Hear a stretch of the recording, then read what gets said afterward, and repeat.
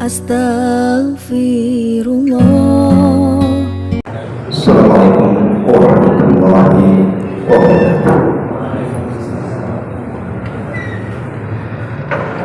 Alhamdulillah wassalatu wassalamu ala rasulillah wa ala alihi wa sahbihi wa mawalah wa la hawla wa la quwwata illa billahi wa ba'd. Alhamdulillah, segala puja dan puji hanya milik Allah Subhanahu wa ta'ala. Salawatu wa salam kita hadiahkan kepada Rasul kita Nabi besar Muhammad sallallahu alaihi wa alihi wasallam. Ma'asyiral muslimin wal muslimat, hadirin dan hadirat rahimani wa rahimakumullah. Malam ini kita akan membahas sebuah pembahasan tentang masalah dosa. Sebagaimana yang sudah kita pahami bahwa tidak ada manusia yang memiliki 100% kebaikan. Begitu juga tidak ada manusia yang memiliki 100% keburukan. Pasti di balik keburukan itu ada kebaikan, dan di balik kebaikan itu ada keburukan. Karena kita bukan makhluk yang maksum hanyalah Nabi sallallahu alaihi wasallam. Makanya Nabi sallallahu alaihi wasallam mengatakan, kullu bani Adam khata' wa khairul khata'ina tawwab. Setiap anak Adam itu pasti terjatuh kepada kesalahan, dan sebaik-baik orang yang melakukan kesalahan adalah orang-orang yang segera bertobat. Dan dosa-dosa yang dilakukan oleh anak Adam ini beragam macam. Ada yang dosa itu sifatnya seperti binatang. Ada yang dosa itu sifatnya seperti syaitan. Ada dosa itu sifatnya merampas yang merupakan kekhususan Allah Subhanahu wa ta'ala. Contoh saja, dosa yang disebut dengan al-ma'asi al-malakiyah, dosa yang merupakan hak dan kekhususan yang dimiliki Allah Subhanahu wa ta'ala, seperti sombong, merasa tinggi, dan begitu seterusnya. Ini dosa-dosa yang merampas hak yang khusus bagi Allah Subhanahu wa ta'ala. Karena yang berhak sombong itu hanya Allah. Manusia tidak berhak sombong. Yang berhak meninggikan dirinya hanya Allah. Manusia itu dituntut untuk tawadu. Ataupun ada dosa itu yang bersifat syaitaniyah, seperti hasad. Kita tahu hasad itu penyakit iblis. Ataupun al-ghish, penipuan, itu penyakit iblis. Karena iblis yang menipu Adam sehingga memakan buah larangan, maka dan yang semacamnya. Atau dosa itu juga sifatnya sabuyah. Sabuyah itu seperti binatang buas, seperti menumpahkan darah, kemudian juga menekan yang lemah, dan begitu seterusnya. Atau seperti binatang ternak yang hanya melampiaskan hawa nafsunya saja. Hidupnya hanya untuk makan, minum, tidur, melampiaskan syahwat, dan tidak ingat ibadah. Jadi dosa itu macam-macam. Ada yang kecil, ada yang besar. Yang besar juga bertingkat-tingkat.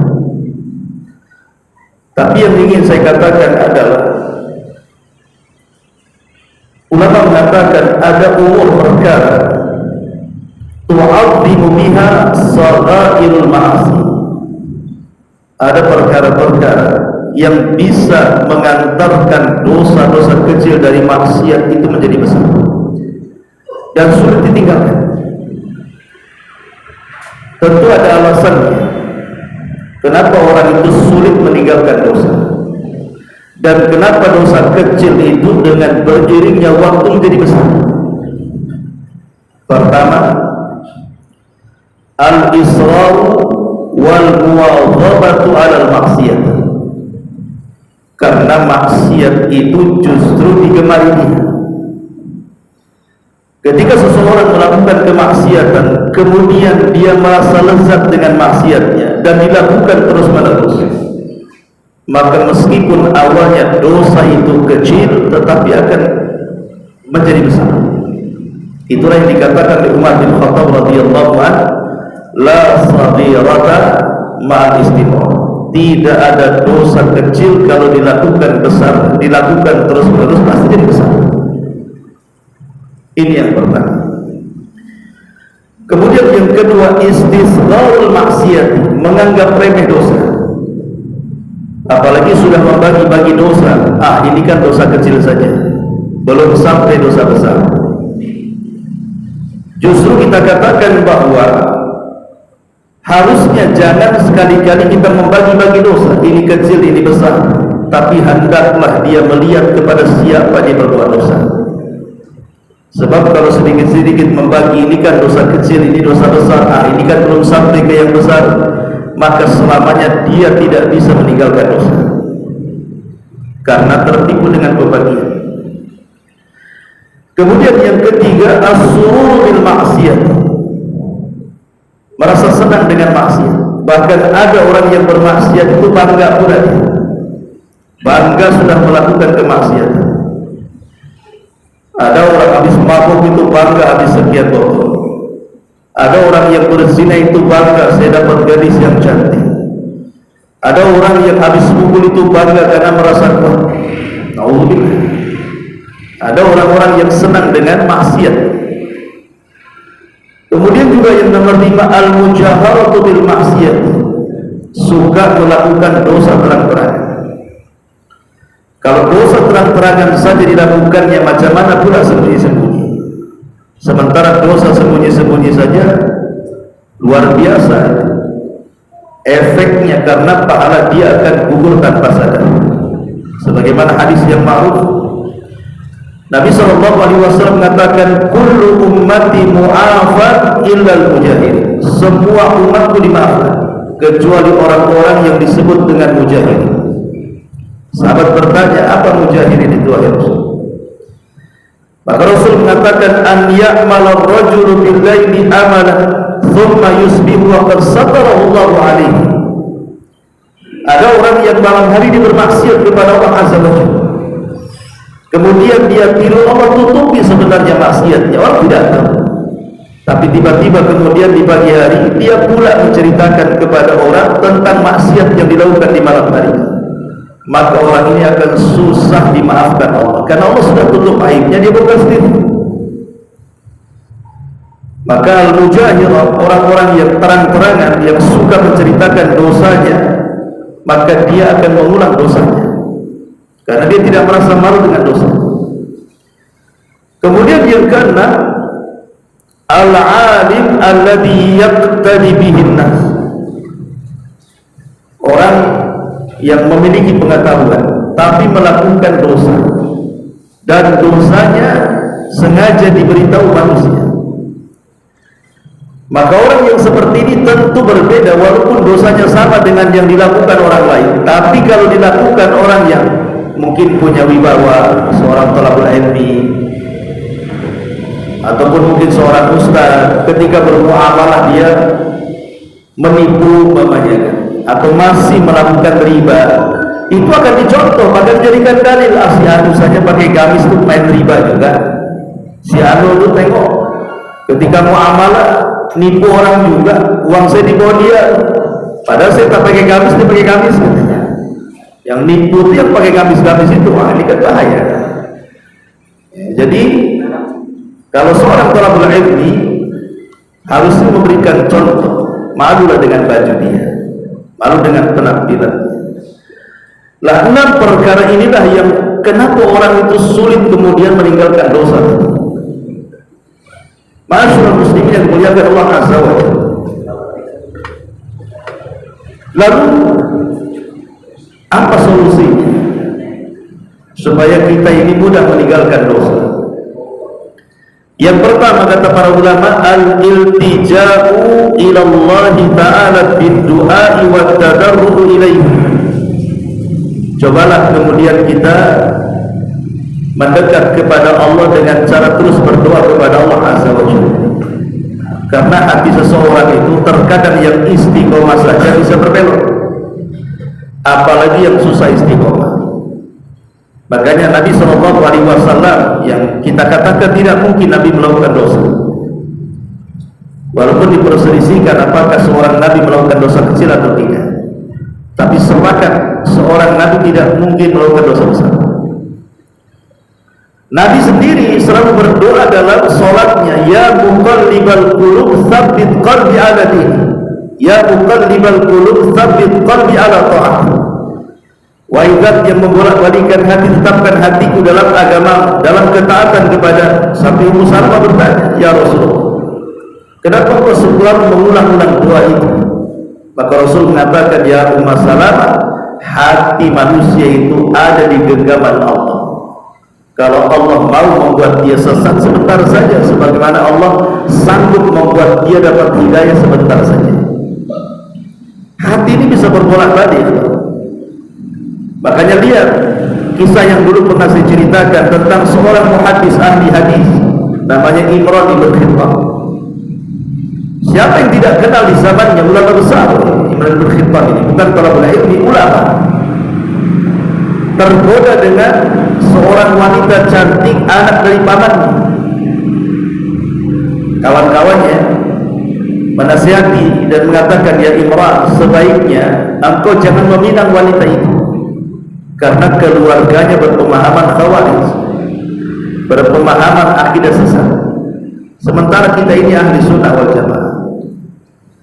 Kemudian dia mengatakan, tidak mengapa, kalaupun saya menikah anak gadisnya, saya akan coba mempengaruhi mereka sehingga keluar dari paham sesatnya dan kembali kepada ahli sunnah. Itu maksud dia bagus. Tapi setelah menikah, betul-betul menikah, bukannya dia menarik keluarganya dari pemahaman sesat kepada ahli sunnah, malah dia yang tertarik pula. Dia pula yang menjadi tokoh khawarij sampai meninggal. Artinya bahwa hati manusia itu yang bolak-balikan Allah Subhanahu wa ta'ala. Ada seorang muadzin di zaman dulu.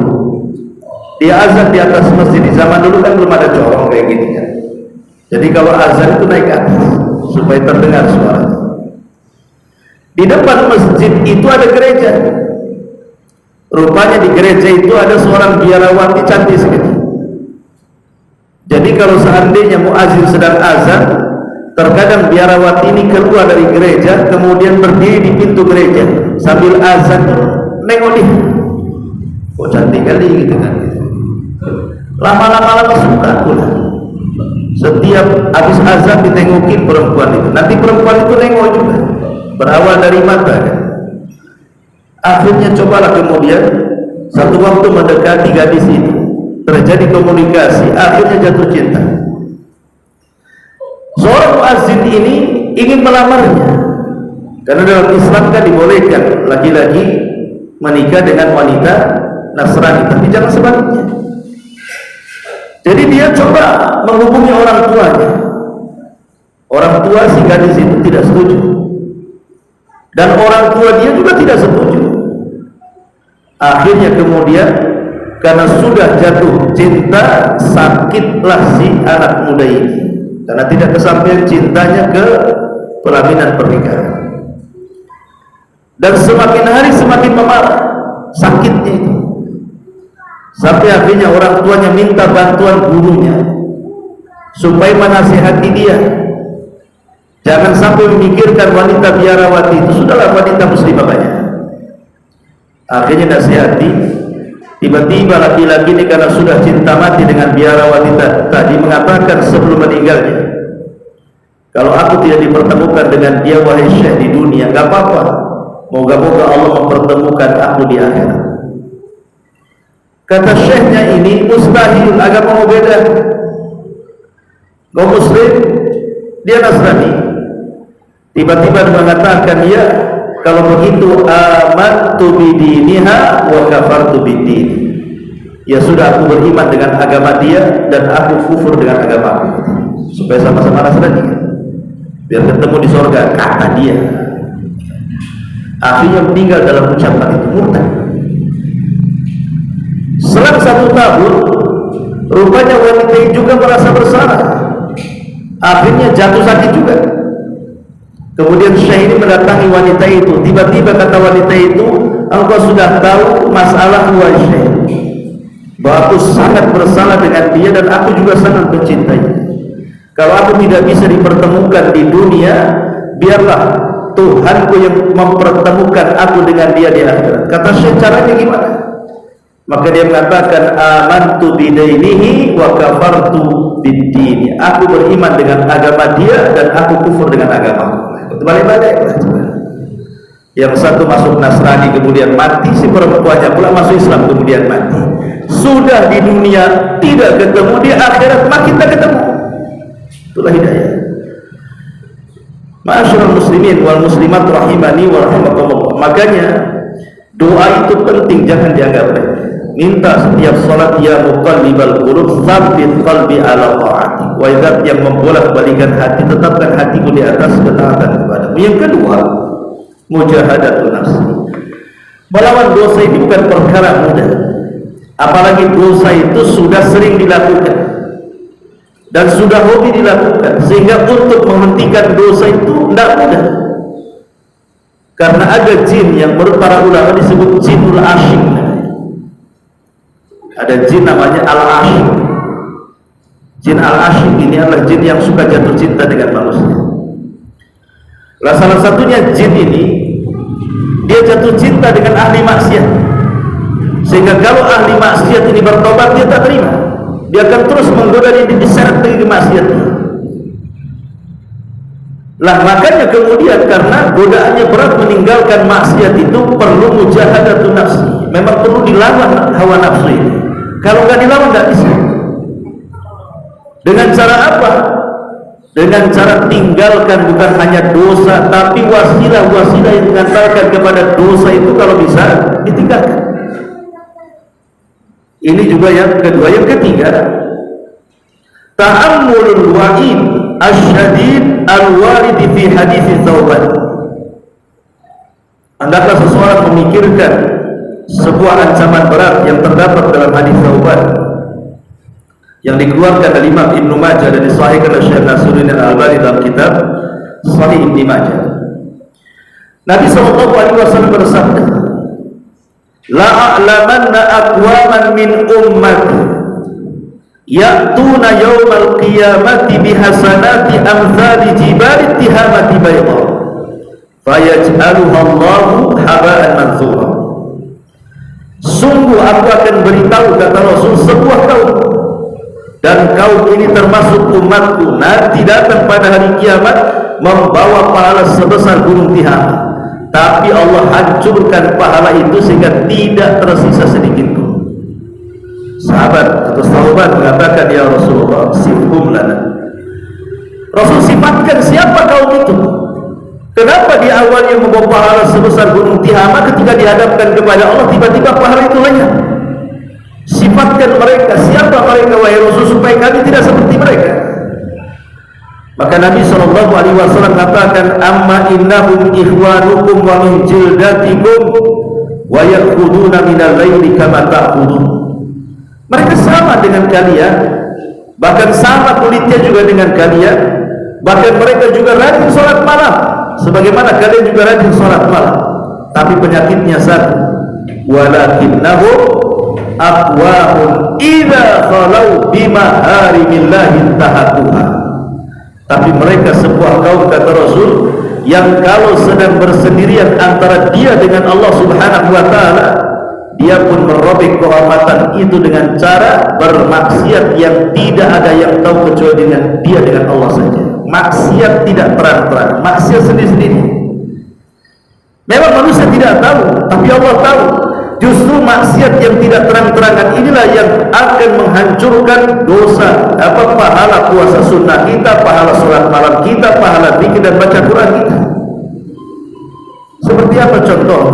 Ya hari ini mudah dicontohkan. HP yang di tangan antum itu, HP di tangan antum itu.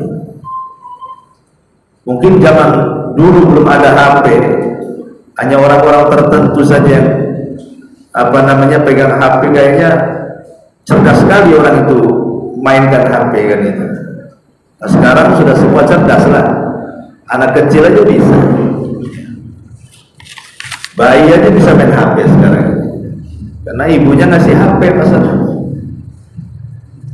Ikhwan, ada orang yang mengatakan, oh anak saya cerdas, lebih cerdas daripada saya orang tuanya, dia tahu semua aplikasi-aplikasi apa, saya tak paham, misalnya ini orang awam, tapi anak saya cerdas. Jadi kalau bisa main HP itu disebut cerdas orang sekarang ini.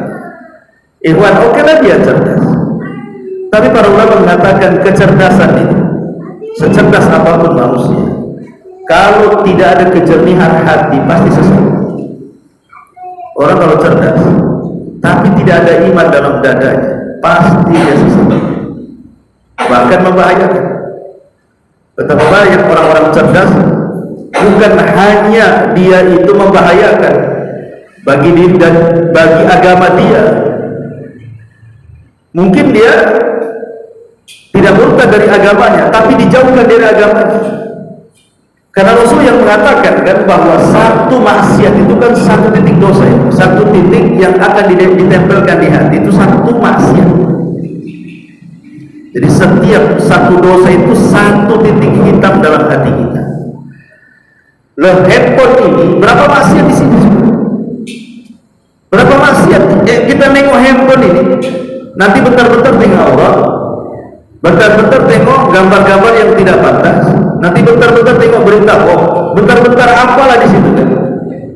Coba bayangkan kalau satu dosa satu titik maksiat dalam satuan ketongkrongi handphone itu sudah ribuan maksiat di situ tuh. Berapa titik hitam tuh yang nempel di hati kita. Makanya betapa banyak gara-gara handphone bukan hanya digosokkan hatinya dengan titik hitam, bisa murtad orang tuh. Banyak orang-orang murtad gara-gara handphone. Mungkin ada acara-acara kristenisasi itu apa kan, seorang pendeta atau apa sedang ceramah, dengerin, ustadznya tadi dengerin, ya lama-lama betul juga acara mereka. Ini bahaya, karena di luar agama kita ini mereka berusaha untuk menghalang-halangi kita dari jalan Allah Subhanahu wa ta'ala. Contoh yang lagi viral ini saja, coba datang paus dari Vatikan, tiba-tiba dilarang azan. Kalau yang melarang itu orang non-muslim, ya lakum dinukum waliyadin, memang kalian menganggap ajaran kami sesat, sebagaimana juga kami menganggap ajaran kalian juga sesat kan gitu ya. Masing-masing menganggap kami yang paling benar kan. Lakum dinukum waliyadin, kalau gitu sudahlah, agama kalian konsumsi dengan keyakinan kalian, biarkan agama kami konsumsi dengan keyakinan kami. Tapi yang kemudian membuat aturan supaya jangan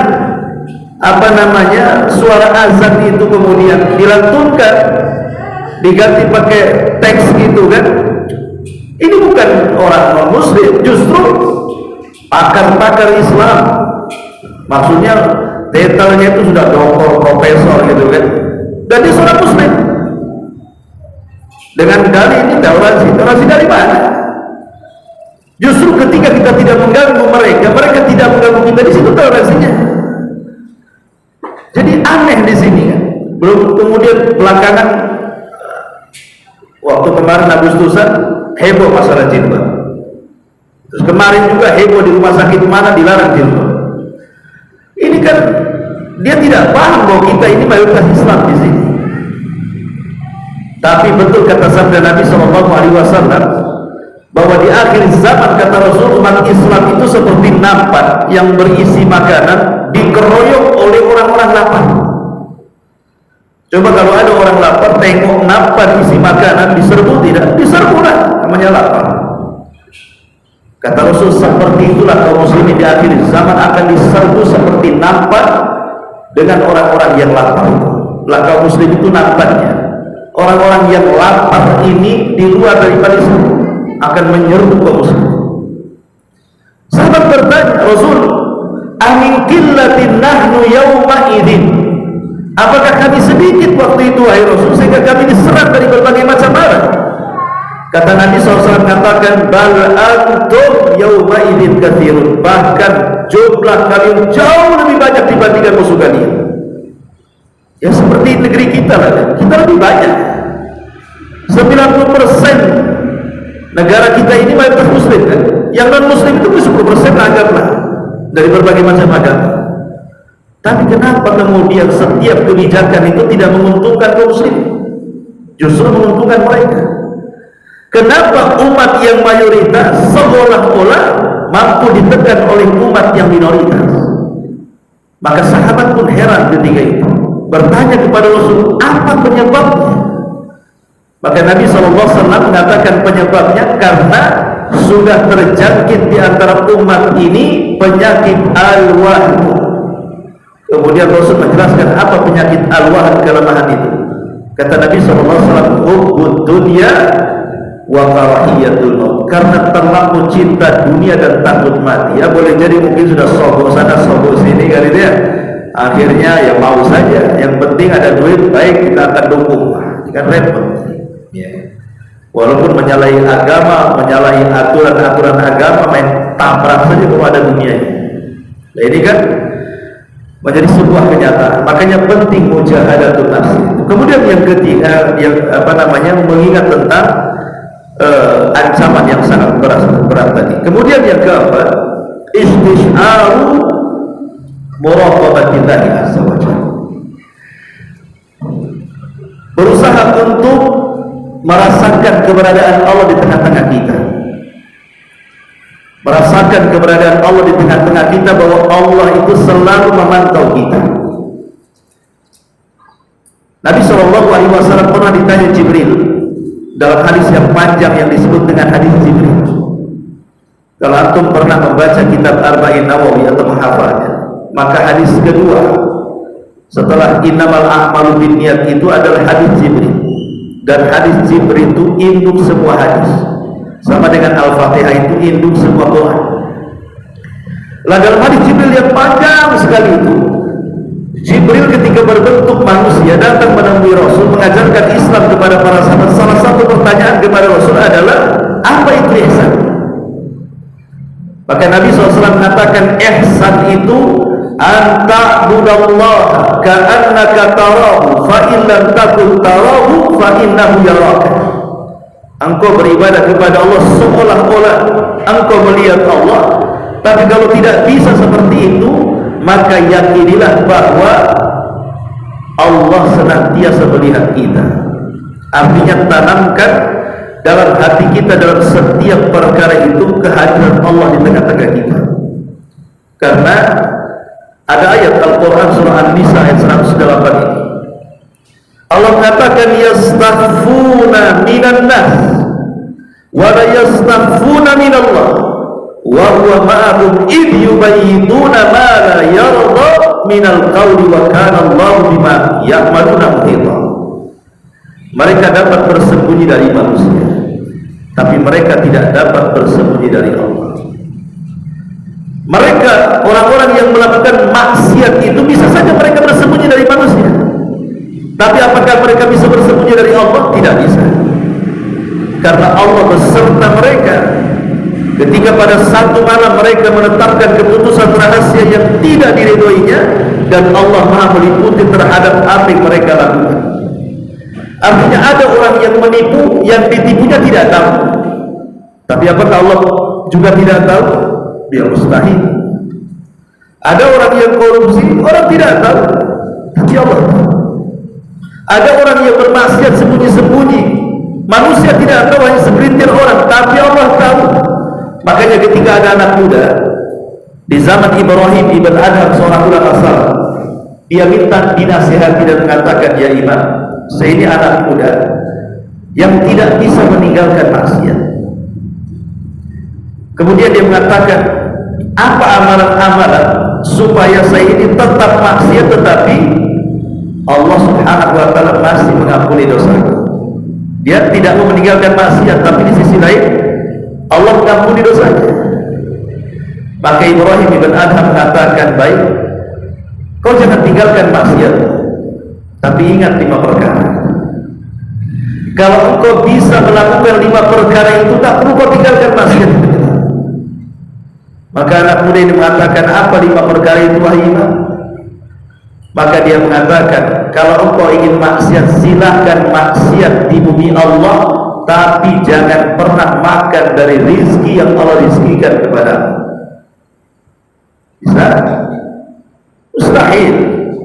Semua yang kita makan rizki Allah, semua yang kita minum rizki Allah, tempat tinggal milik Allah, semua bumi ini milik Allah. Yang kedua, silakan kau maksiat, tapi cari daerah yang Allah tidak bisa melihat. Cari daerah yang tidak bisa melihat. Mungkin mustahil mau maksiat di gua sekalipun Allah tahu. Kemudian yang ketiga, silakan kau maksiat, tapi ketika datang malakul maut, maka engkau ngomong dengan malakul maut, tunggu dulu, jangan kau cabut nyawaku dulu, biar aku tobat dulu. Bisa? Seperti siapa itu Mbak bisa berkomunikasi dengan malaikat gitu ya. Kalau bisa, silakan saja. Kalau seandainya engkau tidak bisa, kau silakan maksiat, tapi cari bumi yang bukan milik Allah. Tak ke planet-planet terserah kan. Tapi bumi itu bukan milik Allah, planet itu bukan milik Allah. Ada planet yang selain milik Allah? Tidak ada. Atau silakan kau maksiat, tapi nanti kalau engkau mati dan pada hari kiamat engkau diseret oleh malaikat Zabaniyatun nar, malaikat yang akan mengkirimmu ke neraka, kau bantah saja Zabaniyatun nar itu. Jangan bawa aku ke neraka, bawa aku ke surga. Bisa membantah malaikat Zabaniyah? Kalau bisa silakan maksiat. Maka anak muda ini merenung sesaat, 5-5-nya mustahil wahai syekh. Kalau begitu tinggalkan maksiat. Ma'asyiral muslimin wal muslimat rahimani wa rahimakumullah. Ini yang keempat, hadirkan Allah dalam kehidupan kita. Kemudian yang kelima, tadhakkarul maut law annahu ja'a wa huwa fi hali fi'lil ma'siyati wa irtikab adami. Cobalah ingat mati. Karena biasanya orang yang diingatkan dengan kematian itu mudah bertobat biasanya. Tapi orang kalau dilupakan dengan kematian, maka lagunya nanti. Kapan lo tobat? Nanti. Makanya kita lihat ini sebagai faedah saja. Kenapa orang-orang kafir yang hidupnya mungkin 20 tahun, 30 tahun kemudian meninggal, tapi kalau di akhirat masuk neraka nggak pernah keluar lagi dari neraka? Padahal maksiat sebentar di dunia, tapi kalau masuk neraka nggak akan keluar lagi. Kenapa? Kayaknya tidak adil. Masa umpamanya ada orang kafir baru balik lah, anggaplah baru balik umur 15 tahun laki-laki. Mungkin dia baru hidup 5 tahun di dunia, tapi dia kafir, tidak muslim, tiba-tiba mati. Karena mati di atas kekafirannya, maka dia harus masuk neraka. Dan keyakinan kita kaum muslimin, dia tidak akan keluar lagi dari neraka. Masa dosa 5 tahun menjadikan kekal di neraka? Mana keadilan? Harusnya kalau 5 tahun bermaksiat, dia 5 tahun lebih neraka ketika dikeluarkan lagi. Tapi tidak. Kenapa? Karena Allah Maha tahu bahwa orang-orang kafir yang masuk neraka itu, kalau mereka dikembalikan ke dunia, paling beriman sesaat, nanti kafir lagi. Makanya Allah mengatakan di dalam Al-Quran, "Lau ruddu la'adu lima ru'an." Kalau mereka dikembalikan ke dunia, pasti mereka kafir. Logikanya begini. Kita saja di dunia, ada orang-orang itu yang kalau kita nasihati, kapan kamu taubat? Jawabnya apa? Tunggulah, saya kan masih muda. Nanti kalau sudah usia saya mungkin 50 tahun lah saya akan taubat. Kadang-kadang sebelum sampai 50 tahun udah mati. Oke lah, Allah kabulkan permintaan dia bahwa engkau akan bertobat di usia 50 tahun. Allah kasih 50 tahun. Sudah sampai 50 tahun tak tobat-tobat juga kan? Dulu kamu janji kalau 50 tahun usia aku akan tobat, kok kayaknya masih makin tua-tua lagi nampaknya. Artinya apa? Ada orang-orang yang punya keinginan ingin tobat kan, di usia muda yang ketika dia asik-asiknya maksiat, kemudian dia punya keinginan nanti kalau sudah 50 tahun saya akan bertobat, saya pasti akan bertobat. Setelah 50 tahun bertobat juga rupanya. Atau ada orang yang umpamanya dia bermaksiat, tiba-tiba mungkin datang bala kepadanya entah penyakit, wah waktu sakit dia angan-angannya pengen tobat, sudah sembuh lupa dia maksiat lagi kan. Lah itulah kenapa orang kafir seperti itu, karena Allah tahu kalau seandainya itu kan keinginan mereka saja, ya Allah kalau engkau kembalikan kami ke dunia pasti kami akan beriman kepada. Iya, cita-cita kau di neraka karena tak tahan dengan siksa kan. Nanti dibalikan ke dunia, kamu kok maksiat lagi kan begitu. Lah sama seperti itu tuh. Ya. Jadi ada orang itu yang angan-angannya saja pengen tobat, kenyataannya enggak sebenarnya. Lah dari sinilah maka obat penyakit seperti ini tadzakkurul maut. Cobalah ingat akan mati. Makanya seorang saya bercerita, pernah dia membawa ahli maksiat ke kuburan. Jadi ingin nasihati ahli maksiat, anak muda yang ahli maksiat, oleh syekh ini dibawa ke kuburan. Kemudian ketika sampai di kuburan saya bertanya, kira-kira kalau engkau mati, kemudian setelah kau mati Allah hidupkan kembali ke dunia, cita-cita apa? Ini Allah wafatkan kamu, habis itu orang-orang menguburkan kamu, tiba-tiba kamu dihidupkan kembali ke dunia, kira-kira cita-cita apa? Dia mengatakan, ya Syekh, saya ingin bertobat.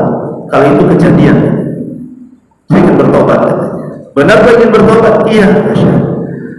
Sekarang engkau jangan melakukan seperti itu. Aku kan hanya memberikan ilustrasi kalau kau mati, kemudian kau diadab di kuburan, akhirnya kamu dihidupkan kembali ke dunia, kau akan tobat. Itu kan ilustrasi saja. Sekarang kau masih hidup di dunia dan kau belum mati, dan kau akan mati kan gitu. Kenapa kau tidak bertobat? Lah terkadang manusia itulah kadang-kadangnya keinginan tobat itu hanya sekedar angan-angan saja. Lah yang menghilangkan angan-angan itulah tadzakkurul maut. Cobalah ingat mati dan ingat mati. Kemudian yang nomor 6, tadzakkur ma'adallahu li ibadihi shalihin. Ingat juga bahwa kehidupan ini hanya sesaat di dunia. Cobalah ingat apa yang Allah akan janjikan kepada kita kelak di akhirat.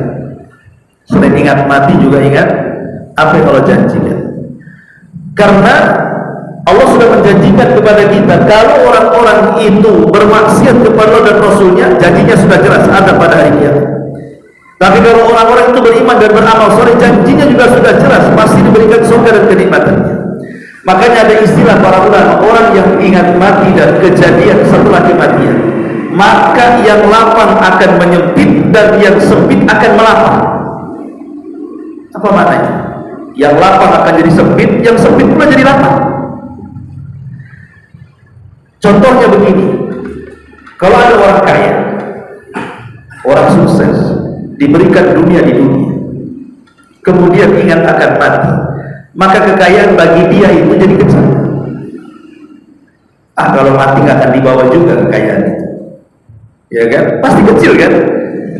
Bahwa dunia itu tidak sebagaimana angan-angan dia. Kalau sudah ingat mati itu pasti dunia itu akan mengecil. Paling kalau aku mati pun paling kecil mungkin kain kafan yang di badan. Tapi sebaliknya hatinya terkadang yang sempit jadi luas. Contoh, ada orang miskin ya, ini kebalikan. Ada orang miskin di dunia susah, belangsang, tidak pernah senang, tapi dia ingat mati, bahwa kematian itu bagi orang yang beriman sudah menanti surga yang kenikmatannya tidak pernah dilihat mata, didengar telinga, terlintas di otak manusia pun tidak. Maka dia akan lapar. Apa-apalah saya susah di dunia, toh nanti juga akan masuk surga. Lapar jadinya kan? Jadi bagi orang kaya mengingat kematian itu akan mengecil, sehingga dia tidak akan tertipu dengan kekayaannya. Bagi si miskin kalau ingat mati itu tidak akan sedih dengan kefakirannya. Makanya itulah pentingnya tazakkur al-maut dan juga apa yang Allah siapkan setelah kematian. Kemudian juga luzum taqwa, kata para ulama. Luzum at-taqwa, senantiasa takut kepada Allah Subhanahu wa taala. Umar bin Khattab radhiyallahu anhu pernah bertanya kepada Ubay bin Ka'ab radhiyallahu anhu, "Ya Ubay, saya ingin tanya kepadamu, apa makna takwa itu?" Maka kemudian Ubay bin Ka'ab mengatakan, "Ya Amirul Mukminin, pernah enggak kau berjalan di sebuah jalan yang di jalan itu penuh dengan paku, beling, duri, macam-macam yang membahayakan kaki? Kira-kira wahai Amirul Mukminin, kalau engkau berjalan nemu jalan yang seperti itu penuh dengan paku, beling, duri dan macam-macam, apa yang kau akan lakukan di situ?" Maka Umar mengatakan, "Pasti aku akan singkirkan pakaianku dan aku akan berhati-hati supaya tidak menginjak satu paku, beling, duri atau apapun yang akan menyakiti kakiku."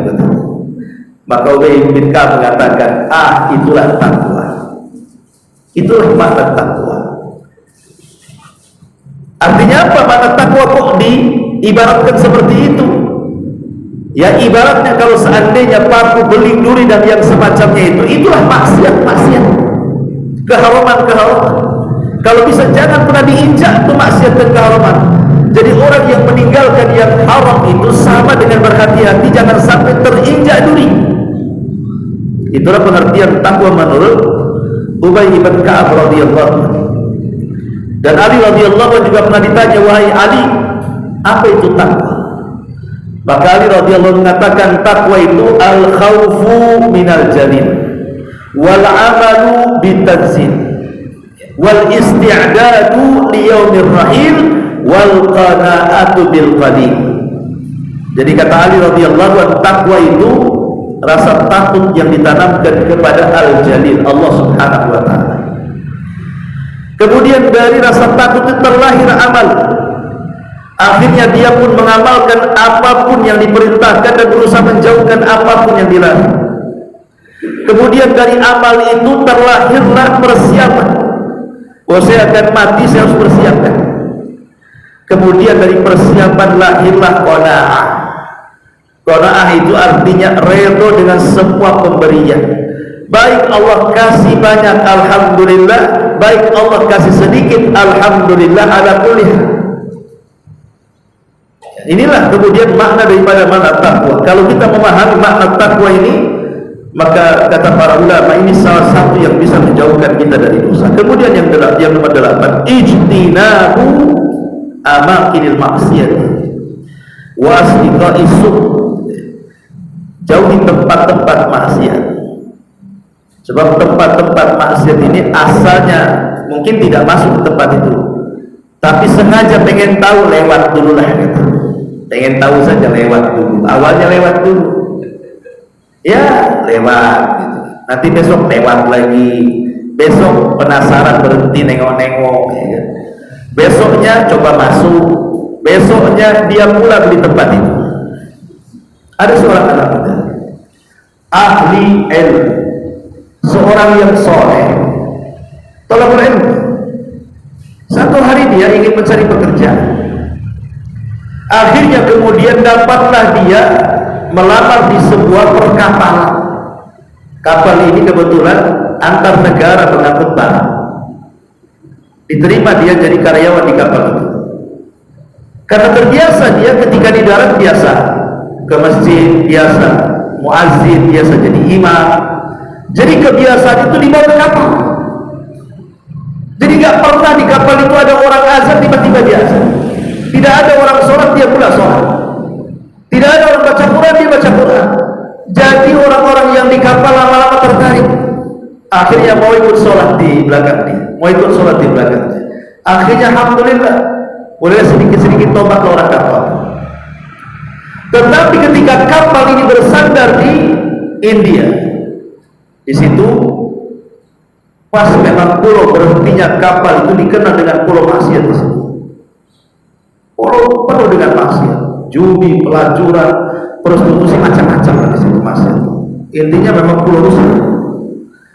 Ketika teman-teman yang biasa maksiat, ya turun biasa saja. Tapi anak buah ini tak mau turun, takut imannya luntur. Kawan-kawannya narik-narik, ayolah, tidak mau. Ini tempat haram, tidak mau saya. Kalau kau ingin maksiat sekali itu sudah biasa. Gitu. Jadi ajak-ajak kawannya pun tak mau. Akhirnya kawan tinggalin dia sendirian di kapal itu. Dia maksiat di luar. Setan datang sama anak muda ini. Penasaran, apa yang dilakukan kawan-kawannya sebenarnya? Akhirnya dia turun, ngikuti kawan-kawan. Pas sampai di tempat maksiat, lari balik lagi kapalnya. Oh, rupanya di sini tempat maksiat. Tapi setan kemudian menghayal-hayalkan dia. Coba lihat satu kali lagi kata setan. Turun lagi dia. Pengen lebih dekat lagi. Rupanya setelah dekat, auzubillahi minasyaitonir rajim. Tahu pula dia. Rupanya tempat prostitusi, pelacuran dan begitu seterusnya. Langsung dia kabur. Tapi setan sempat melirikkan matanya kepada seorang gadis cantik yang ada di bawah. Jadi ketika naik kapal berpikir sholat obat gitu ya kan? Rupanya ketika terbangun setan datang lagi. Rupanya digambarkan wanita yang dilihat sesaat. Oh, gak ada di kampungku yang secantik dia katanya. Pengen nengok lagi jadi. Akhirnya tuh rupanya bukan hanya nengok, dia nyoba masuk. Ketika nyoba masuk, nyoba pula kemudian dengan minuman keras. Akhirnya berzina. Akhirnya kawan-kawannya sudah masuk ke kapal, dia tak pulang-pulang. Kan? Itulah kudrat syaitan ya. Langkah-langkah setan. Ketika kapal ini sudah muat barat, dia pengen mau balik itu. Rupanya semua anggota kapal sudah lengkap, dia pula yang tak naik. Jadi kata nahkodanya, cari dia. Saya tanggung jawab dengan orang tuanya. Rupanya dicari-cari, rupanya sudah di tempat-tempat maksiat. Disuruh balik. Kata nahkodanya, paksa dia perlu ikat masukkan ke kapal. Akhirnya paksa ditarik masuk ke kapal. Udah kapal berlayar pulang dan perjalanan 1 bulan. Rupanya di tengah malam, di luar prediksi orang-orang, anak muda ini selalu menjerit-jerit tengah malam. Entah apa gitu, selalu kesakitan. Jadi setelah 1 minggu, rupanya anak ini sakit. Makin menjerit-jerit yang tidak ada yang tahu rasa sakitnya kecuali Allah. Ketika hampir sampai kapal ini, rupanya anak muda ini meninggal dunia. Ketika dibawa ke rumah sakit, rupanya dia terserang penyakit AIDS. Ini kisah nyata. Bayangkan anak soleh, thalabul ilmi, tapi subhanallah, hati manusia itu megang Allah, bisa saja berpulang balik. Nah, dari sini pentingnya seseorang itu luzumut taqwa, tetap di atas ketakwaan kepada Allah Subhanahu wa ta'ala.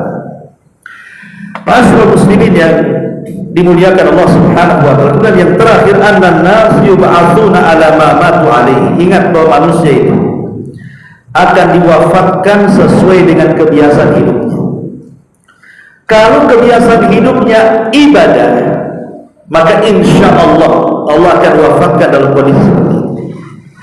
Tapi kalau kebiasaan hidupnya di atas kemaksiatan kepada Allah Subhanahu wa ta'ala, maka rata-rata orang itu akan diwafatkan di atas kemaksiatan. Karena orang itu akan diwafatkan sebagaimana kebiasaan hidupnya. Kalau biasa maksiat, maka diwafatkan dalam kondisi maksiat. Kalau biasa taat, maka maka insya Allah dia akan diwafatkan di atas ketaatan. Lihat Imam Ibnul Qayyim rahimahullah ta'ala.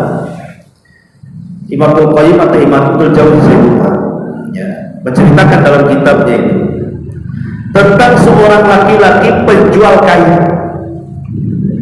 Seorang laki-laki penjual kain, dia sibuk kehidupannya hanya jualan kain aja, jualan baju, celana, kain, pokoknya itulah yang berkaitan dengan kain. Datang waktu zuhur ya dak sholat, datang waktu asar ya dak sholat, datang waktu maghrib, isya, subuh, memang betul-betul di otaknya dunia saja. Kalau malam mikirin macam mana besok laku nggak kain, macam mana cara pemasarannya, pokoknya itu aja yang dipikirkan sepanjang malam, setiap hari. Tidak ada kepikiran ibadah. Sampai akhirnya dia kelelahan gitu ya, karena bisnis saja, nggak dipikir ibadah, kelelahan. Ketika sakit itu, kata Imam Ibnul Jauzi atau Ibnul Qayyim itu, dia mengatakan dia pun akhirnya mengalami sakaratul maut. Datang seorang alim, hendak mentalkin dia, ya fulan, qul la ilaha illallah, wahai fulan katakan la ilaha illallah. Kira-kira apa yang diucapkan? Rupanya dia tidak mengucapkan kalimat la ilaha illallah. Dia mengucapkan ijab qabul jual beli kain. Dia mengatakan, ya fulan, janganlah kau tawar kainku sekian, tawar aja sekian, saya kasih harga sekian. Sampai mati dia ngomong gitu. Itulah terkadang manusia itu kematiannya disesuaikan dengan kebiasaannya. Bahkan di Arab Saudi seorang saya bercerita, ada mobil ngebut sekencang-kencangnya, akhirnya kecelakaan tunggal, guling. Rupanya ada anak muda dalam mobil itu, kritis. Kemudian dibawa ke rumah sakit. Rupanya bapaknya itu orang alim, imam masjid. Akhirnya kemudian dihabari bapaknya seperti itu, ya namanya anaknya mati kecelakaan tunggal, subhanallah, sedih bapak. Kemudian karena dia sedih, tidak tahan, dia telepon kawan yang sama-sama syekh juga lah di sana, supaya mentalkin anaknya ada di mustasfa di rumah sakit. Ketika ditalkin, ya syabab, ya fulan, qul la ilaha illallah, katakan kalimat la ilaha. Rupanya anak muda ini tidak mengucapkan kalimat la ilaha illallah. Yang diucapkan apa? Rupanya anak ini salah pergaulan, masuk pada pergaulan bebas, orang tuanya datang. Dia sudah masuk narkoba, dia masuk mabuk-mabukan, dia berzina, orang tuanya datang. Padahal orang tuanya ke masjid, seorang alim. Orang yang tuanya juga tak tahu, karena kalau di rumah ya nampaknya baik-baik saja gitu ya. Kalau keluar rumah apa jahat gitu. Jadi saat ketika wafatnya, ketika ditalkin, bukan la ilaha illallah yang keluar dari lisannya, dia sebutkan nama gadis-gadis yang pernah dizinai dan dibokingnya, ada sampai puluhan gadis, dan yang terakhir itulah yang disebut setelah itu meninggal. Masya Allah, ya. Nah ini harus perhatikan, jangan sampai kemudian kita seperti ibrah kisah-kisah ini. Oke lah, mungkin kalau kisah-kisah ini kan bukan dalil juga, oke, bukan dalil, tapi yang jelas Nabi mengatakan bahwa seseorang itu akan dibangkitkan ala ma mata alaihi, sesuai dengan kebiasaan sebelum mati. Sama dengan orang pikun. Orang pikun itu dia akan ngomong sebagaimana kebiasaan ngomong sebelum pikunnya. Kalau sebelum pikunnya dia kagetan, kemudian ngomong jangkrik, kalau kaget itu kan, nanti pikun itu juga, jangkrik itu yang keluar. Kalau sebelum pikunnya, kalau dia kaget itu yang jorok-jorok yang keluar, nanti ketika pikun itu juga yang ngomong dia. Tapi kalau sebelum pikunnya dia baca Quran, dia berzikir, dia apa, maka setelah pikunnya begitu juga yang dilakukan. Maka kematian itu kurang lebih seperti itu. Ya, ini juga di antara kata para ulama poin di mana cara-cara bertobat kepada Allah Azza wa Jalla. Aqwalus salaf, kita masuk pada perkataan salafus saleh. Qala al-Fudail Iyad, berkata Fudail ibn Iyad rahimahullah ta'ala. Fudail ibn Iyad ini dulunya seorang perampok padang pasir. Fudail bin Iyad terkenal, nama dia mau disebut saja semua orang takut. Kalau sudah masuk ke areal wilayah kekuasaan dia, itu paling hati-hati para pedagang, karena mesti mereka akan dirompak gitu ya, dan tidak segan-segan membunuh. Entah apa yang mengilhami Fudail ini. Dia jatuh cinta dengan seorang budak wanita, kebetulan cantik, ya.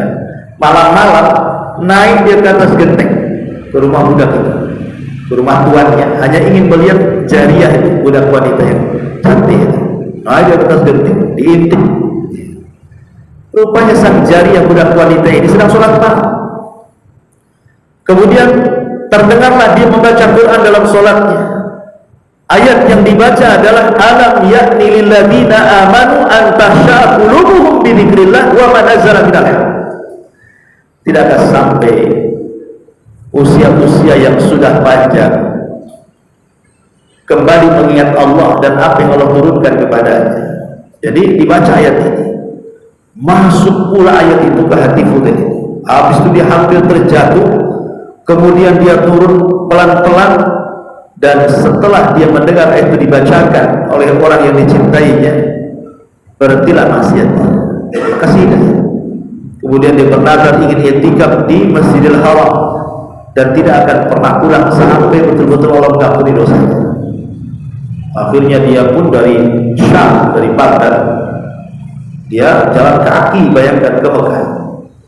Dan dia i'tikaf di Mekah, kemudian belajar kepada ulama-ulama Mekah, tidak pernah pulang bertahun-tahun sampai jadi ulama besar. Udah kita lihat, setelah jadi ulama besar betul-betul dia terkenal zuhudnya, waranya, ahli ibadahnya luar biasa, sampai banyak kata-kata dia itu yang diikuti oleh para ulama. Maka dia menjadi ulama dunia. Fudail bin Iyad padahal mantan orang jahat kan. Ya siapa tahu, Allah kan yang berkehendak semuanya. Ada orang mantan orang baik-baik jadi preman, ada pula preman pula jadi orang baik kan, gitu ya. Karena dunia itu balik-balik ya kan. La Fudail bin Iyad mengatakan, inni la a'sillah fa'arifu dzalika fi khuluqi dabbati wa jariyati. Sesungguhnya aku pernah bermaksiat kepada Allah dan pengaruhnya aku bisa lihat pada binatang kendaraanku atau pada budak wanita. Aku yang bermaksiat, tapi pengaruhnya kepada binatang, pengaruhnya kepada budak yang dibeli. Dari sini kita tahu bahwa maksiat ini punya pengaruh. Bahkan Syekh Abdul Razak Al-Badr hafizahullah taala katakan dalam sebuah ceramahnya ketika menjelaskan tentang pengaruh dosa, saya dengar di YouTube.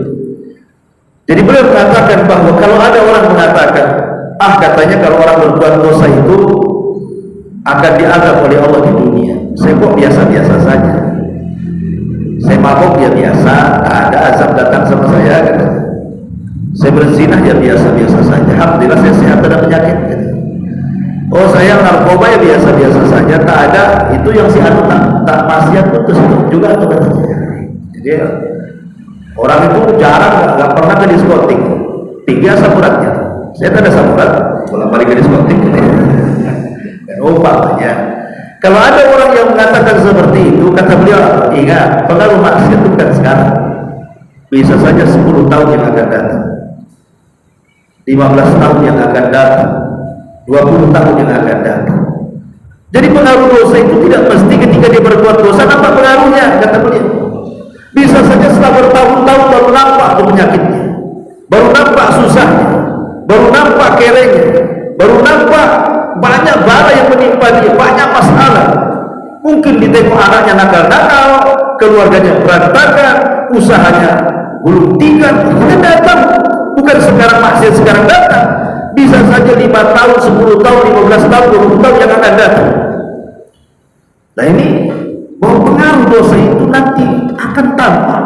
Ada yang dibayar cash, ada yang diakhirkan di dunia, ada juga yang telah diakhirkan di akhirat. Itu hanya istidlal saja. Nah ini maka ingat bahwa setiap dosa itu ada pengaruhnya, kata Fudail bin Iyad rahimahullah ta'ala. Kemudian juga diriwayatkan dari Abu Nu'aim dari Ibnu Aun dari Muhammad ibn Sirin rahimahullah ta'ala. Jadi Muhammad ibn Sirin ini ma'ruf, Muhammad ibn Sirin seorang ulama yang wow, dia kan Jadi kalau dulu banyak para ulama itu jadi pebisnis. Jadi satu hari Ibnu Sirin ini, Muhammad Ibn Sirin ini, seorang pebisnis kan biasanya selalu melihat peluang. Seorang pebisnis itu otaknya melihat peluang. Jadi satu hari Muhammad Ibn Sirin ini melihat peluang. Ini di pasar lagi kelangkaan minyak, karena dia pebisnis minyak zaitun, minyak goreng lah kalau istilah gitu. Jadi dia habiskan modalnya untuk mengulang minyak sebanyak-banyak. Habiskan duitnya, mungkin kalau sekarang udah miliaran dia habiskan duitnya, karena ada peluang di situ. Walaupun dia beli banyak pasti laku, gitu maksudnya. Jadi dia jor-joran masa kita semua modal dia habiskan, kemudian mengulang minyak sebanyak-banyaknya. Subhanallah. Ketika keesokan harinya mau dibawa ke pasar, dia melihat dalam truk minyak itu ada tikus yang nyemplung di situ dan mati. Dan dia seorang ulama Muhammad bin Sirin. Dia teringat hadis Nabi SAW, apabila ada tikus mati dan masuk ke minyak yang cair, maka tumpahkan minyak itu, karena minyak itu najis. Tapi kalau seandainya bangkai tikus itu jatuh ke minyak yang cair seperti mentega, itu kan tidak cair, maka potong daerah yang kena masih bisa dipakai yang lainnya. Jadi Muhammad Ibn Sirin teringat dengan hadis itu, langsung ditumpahkan itu satu drum minyak sebanyak-banyak itu ditumpahkan. Artinya dia bangkrut gara-gara itu. Kalau antum di posisi Muhammad Ibn Sirin, kan tinggal dibuang tikusnya, dibawa ke pasar. Mana ada orang tahu orang pasar bawa minyak itu pernah ada tikusnya? Emang dicium jemaah ini ada bawa tikus ini? Mana tahu? Itu kalau kita nggak pernah waro kan itu. Bahkan yang nggak ada tikusnya aja dikasih tikus kadang-kadang, bakso tikus. Kadang-kadang kedua ditangkap tikusnya dijadikan bakso. Ya. Jadi Muhammad Ibn Sirin dituang tuh, saking waroknya, bayangkan. Akhirnya bangkrut gara-gara itu. Tapi itulah ulama. Ya, mereka takut dosa, walaupun bangkrut daripada dia dosa. Apa kata Muhammad Ibn Sirin di sini? Dia mengatakan, annahu lamma raqibahu dainun idtamma lidzalika faqala. Inni la a'rifu hadha al-haq bi dzambin asabtuhu mundu 40 sanata. Jadi satu hari Ibnu Sirin ini pokoknya aneh, udah hampir berhari-hari bingung ya. Pokoknya buntu otaknya tuh, mau ini salah, mau itu salah gitu ya. Pokoknya bingung aja, berhari-hari, berminggu-minggu. Kemudian dia merenung. Setelah merenung, dia terpikir apa? Saya tahu dulu 40 tahun yang silam saya pernah bermaksiat, dan pengaruhnya baru saya rasakan hari ini. Berarti dosanya yang 40 tahun yang silam itu baru dirasakan setelah 40 tahun. Itu kata Muhammad Ibn Sirin, seorang alim. Dia merasakan betapa dosa itu baru terasa setelah lewat bertahun-tahun. Ya, sekarang Anda melakukan dosa enak-enak saja, bahkan dinikmati, bahkan disenangi kan. Tapi nanti Anda itu ada waktunya akan menyesal kalau tidak ditinggalkan dosa itu. Entah 10 tahun yang akan datang, 20 tahun yang akan datang, bahkan mungkin 50 tahun yang akan datang. Jadi pengaruh dosa itu nanti kalaupun tidak dirasakan hari ini. Ini pun yang dirasakan oleh Muhammad Ibn Sirin, ya, seorang ulama tabi'in. Ma'asyiral muslimin wal muslimat rahimani wa rahimakumullah. Kemudian juga Imam An-Nawawi rahimahullah telah katakan, qala ulama, berkata para ulama, at-taubatu wajibatun min kulli dzambin. Fa in kanatil ma'siyatu bainal 'abdi wa bainallah la tata'allaq bihaqqi adami falaha thalathatu syurut. Ahaduha an yuqli'a 'anil ma'siyati wa tsani an yandama 'ala fi'liha wa tsalits an ya'zam alla yauda ilaiha abada. Fa in faqada ahadu tsalatsati lam tasih taubatuh. Kata Imam Nawawi ketika bicara tentang masalah taubat dari dosa, beliau mengatakan taubat itu wajib atas setiap orang yang melakukan dosa. Kalau maksiatnya itu antara kita dengan hamba yang lain, maka kewajiban kita mengembalikan hak dia. Tapi kalau bukan karena itu, ya karena dosa kita dengan Allah, maka harus ada 3 syarat. Kalau tidak sah tobatnya. Pertama, tinggalkan maksiatnya. Yang kedua, menyesal karena perbuatan maksiatnya. Yang ketiga, berjanji untuk tidak kembali kepada maksiatnya. Lihat perkataan Imam Nawawi rahimahullah ta'ala ketika bicara soal syurut at-taubah. Terkadang manusia itu ada kalanya memang berhenti dari maksiat. Tapi berhenti dari maksiat itu bukan karena taubat. Umpamanya pemabuk berhenti dari mabuk. Kenapa kau tak mabuk? Tak ada duit. Berarti kan berhentinya bukan karena bertobat kan? Karena tak ada duit. Kenapa kau lagi malam ini? Aduh, lagi bokeh. Malam ini tobat. Bukan, kalau ada berangkat juga. Kan gitu. Ada orang yang memang berhenti dari maksiat itu bukan faktor tobat. Ya kan? Atau mungkin tidak ada duit, faktornya yang lain. Kenapa tak maksiat malam ini? Aduh, encok saya, sakit pinggang. Duit ada, tapi pinggang sakit. Tak jadi berangkat. Ya. Jadi ada faktor karena sakit gitu ya, karena memang tidak ada biaya, karena faktor malas, bukan faktor tobat. Lah yang seperti ini kan tidak dapat pahala gitu, karena meninggalkan dosanya bukan karena tobat. Tetapi yang betul-betul mendapatkan pahala itu ya kalau memang betul-betul meninggalkan dosanya karena 3 syarat ini. Kalau 3-tiganya terkumpul, maka diterima tobat. Tapi kalau hanya 1 saja terkumpul atau 2 saja terkumpul, belum dikatakan tobat. Jadi 3-tiganya harus betul-betul terkumpul dalam taubat dan nasuha. Kemudian juga ulama salaf yang lainnya mengatakan, Al-Imam Ka'ab Al-Akhbar. Ka'ab Al-Akhbar ini seorang pendeta di zaman Umar, masuk Islam. Ya, kemudian baik Islamnya.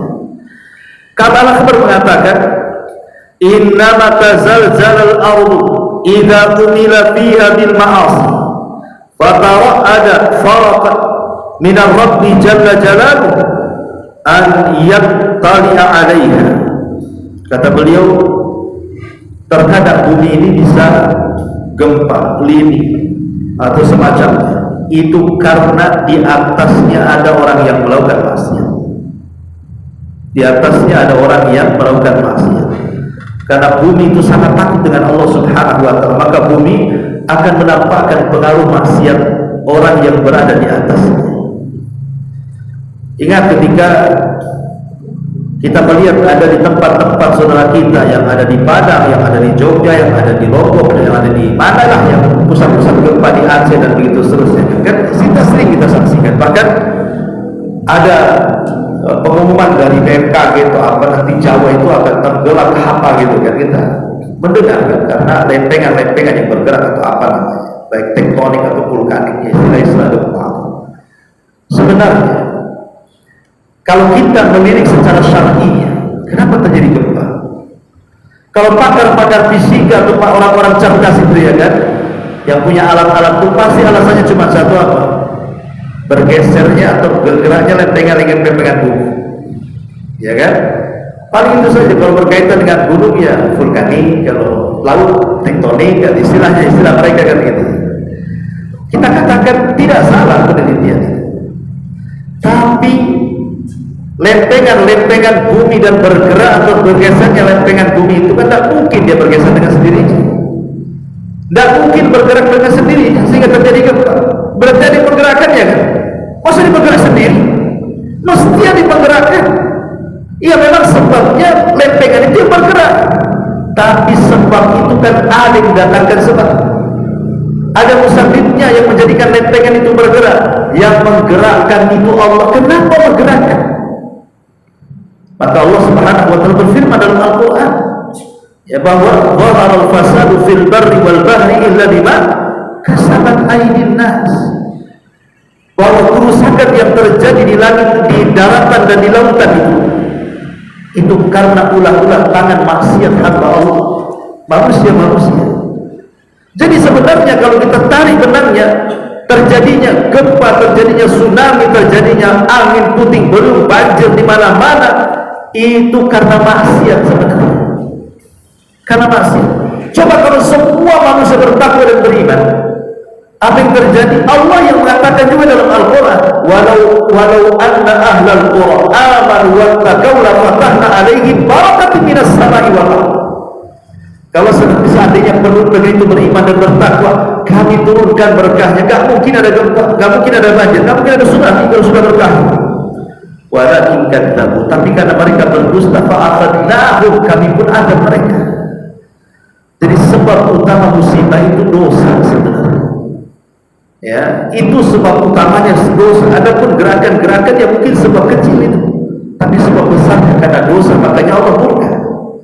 Masyaallah muslimin yang dimuliakan Allah Azza, ini perkataan dari siapa? Imam Ka'ab al-Ahbar. Ya. Kemudian juga Abdullah bin Mas'ud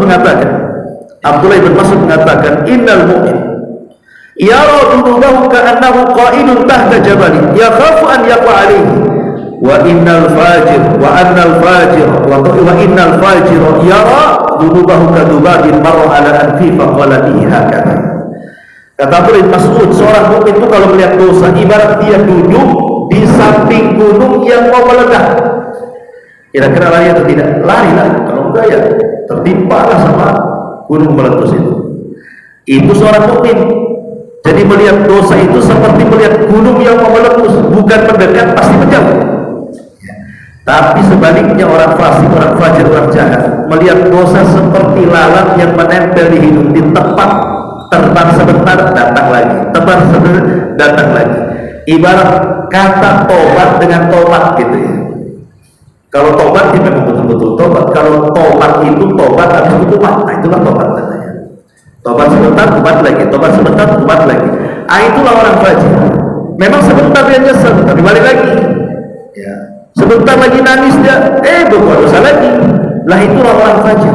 Seperti lalat yang mau di tempat terbang sebentar, datang lagi dia. Ya.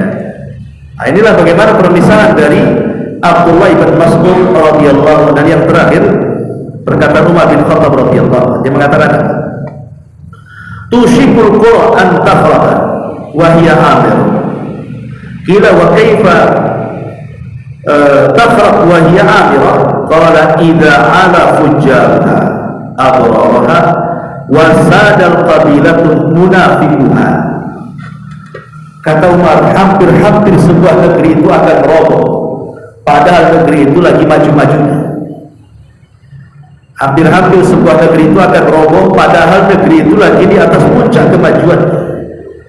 Jadi katakan sama Umar, kok bisa negeri akan roboh tapi di satu sisi lagi puncak-puncak kemegahannya, kemakmurannya? Macam mana perkataan ini terbalik-balik wahai Amirul Mukminin?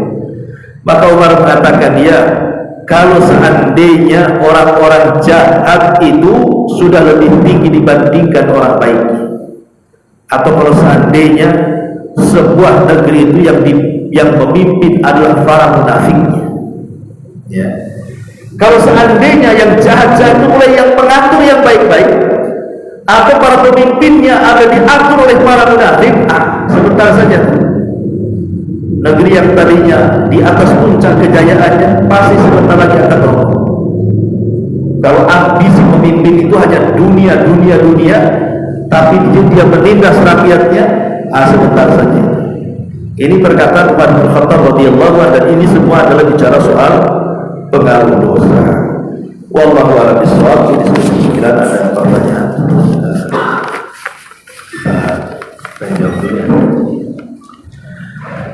Bismillah. Assalamualaikum. Afwan Ustaz, pertanyaan di luar tema.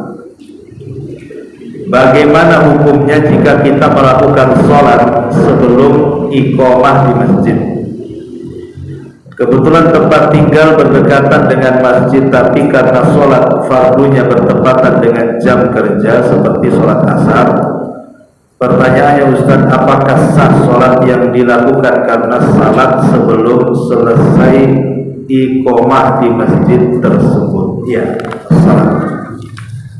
Sholat itu ditentukan dengan waktu, bukan dengan qomat, bukan dengan adzan juga.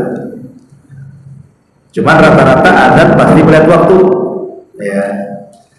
Sekarang umpamanya zuhur jam 12, adzan jam 11, sah sholatnya? Tidak sah, azannya belum masuk waktu. Jadi sholat itu ditentukan waktu. Nah dari waktu ini kemudian adalah panggilan sholat disebut dengan azan. Makanya Allah mengatakan innas salata 'alal mu'minina kitaban mawquta, bahwa sholat bagi seorang mukmin itu ada waktu-waktu yang sudah ditentukan. Ada waktu-waktu, kalau udah zaman dulu belum ada jam, ya kan, pakai bancret atau bukan bancret, letakkan satu tiang di tengah masjid, ya di halaman masjid. Biasanya kalau dulu di halaman masjid ada tiang, ya kan, lihat bayangannya biasanya. Kalau zuhur nanti matahari tergelincir ke arah barat, nanti ada bayangan di situ. Waktu zawal. Ya. Kalau bayangannya 2 kali dari bendanya, berarti masuk waktu asar. Kalau terkait orang dulu kan itu ya. Ini lebih panjang daripada bendanya di bayangannya. Ini udah masuk asar. Karena matahari makin jauh, otomatis kan bayangannya masih makin panjang kan. 2 kali daripada bendanya. Nah itu masuk waktu asar. Ya. Nanti ketika maghrib lihat safar. Ya. Orang dulu begitu. Orang dulu. Tapi orang sekarang kalau dikasih belajar bingung deh. Masuk waktu nggak? Bingung deh. Karena nggak pernah belajar. Ya kan? Jadi akhirnya apa? Patokannya ke azan. Jadi ingat bahwa waktu masuk sholat itu bukan dari azan atau qomat, tapi dari waktu masuk. Dari waktu masuk, ya kan? Ya, tapi umumnya alhamdulillah negeri kita ini kan memang pemerintah kita mengatur jadwal sholat. Ya, ikut pemerintah. Kalau sudah azan berarti sudah masuk. Nah, kadang-kadang ada yang komatnya cepat, ada yang komatnya lambat kan itu ya. Ya kalau seandainya di tempat kerja, kalau tidak bisa ke masjid ya seharusnya bagi laki-laki ya kalau bisa ke masjid ya. Anggaplah dia tidak ke masjid atau di rumah gitu ya. Maka kalaupun sudah azan maka sudah masuk waktu sholat. Walaupun belum qomat. Wallahu a'lam. Kecuali di masjid, kalau di masjid qomat lah, kan qomat itu kan nunggu imam. Masa untuk sholat sendiri atau qomat? Ditertawakan orang. Baik, bismillah. Afwan Ustaz bertanya di luar tema lagi. Oh sampai. Sama berarti yang pekan lalu kan? Oh. Tadi masih lagi. Masih lagi. Ya, Masya Allah. Ya jawabannya juga sama. Iya. Wallahu a'lam. Subhanallah bihamdika, asyhadu an la ilaha illa anta, astaghfiruka wa atubu ilaik.